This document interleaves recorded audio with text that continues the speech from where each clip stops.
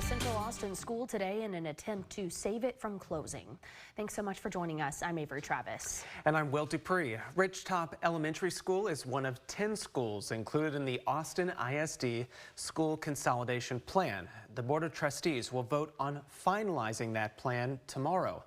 But today, KXAN's Barrett Tryon is joining us live from outside the school. And Barrett, what more can you share about the message that families had there today? Well, hi, Will and Avery. Yeah, parents this morning, dozens of them showing up outside Ridgetop, protesting this school's planned closure by AISD here. You could really sense and feel that frustration this morning as parents really trying to rally together to try to save Ridgetop. Now, this rally comes after Friday's announcement in which the school said this is still on the closure list. And AISD said it would also stop that wall-to-wall program here. Parents say the district said previously it would move that dual language program to Pickle Elementary. They also claim that the district wants to make changes to both Riley and Ridgetop to a Montessori model. Now, things that they say that were never brought up before Friday's decision by AISD. Our students are forgotten. Our staff is forgotten. How can our students have familiar faces at their campuses if they're asked to go to 5 different places? The district broke our trust. When families lose trust in the district, they will leave. And when they leave, they will take with them their enrollment money.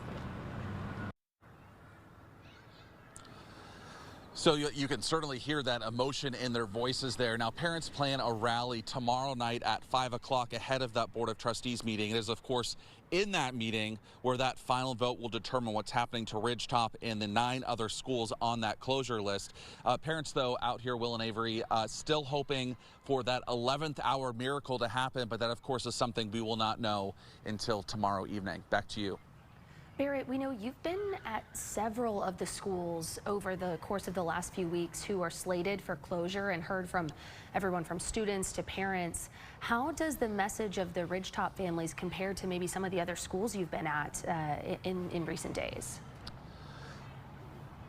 Yeah, so I've been probably about a half dozen schools now covering this story, and I can tell you there is that sense of frustration and a little bit of they feel like they've been left in the dark, that AISD has already made their decision. That's something that other schools felt, particularly Maplewoods. That's one of the schools that felt that way. Then, of course, they were one of the schools that ended up being saved, at least for this year. So Ridgetop parents are passionate. They are engaged and they're informed about what's going on, but they're certainly frustrated by the latest decision.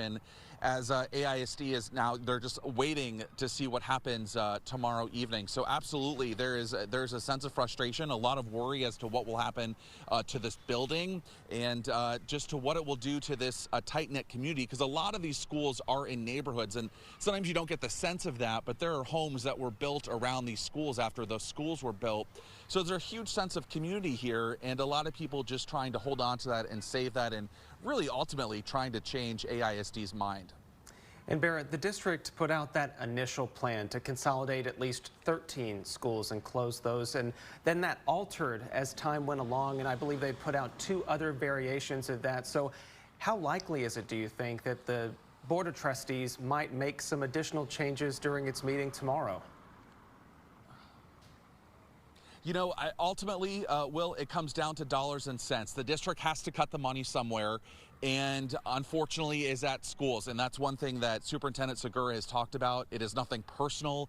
It is just a dollars and cents thing. The fact that those 3 schools were saved, at least for this year, is a big deal. But I ultimately don't see the Board of Trustees saving any more schools, because ultimately they're still going to have to make up that money somehow. And unfortunately, you know, there's 10 schools on that list that are going to suffer because of it, for lack of a better term. Lots to follow ahead of that vote. Barrett, thank you for being out there in these communities and hearing parents and students and teachers' concerns. We appreciate your report.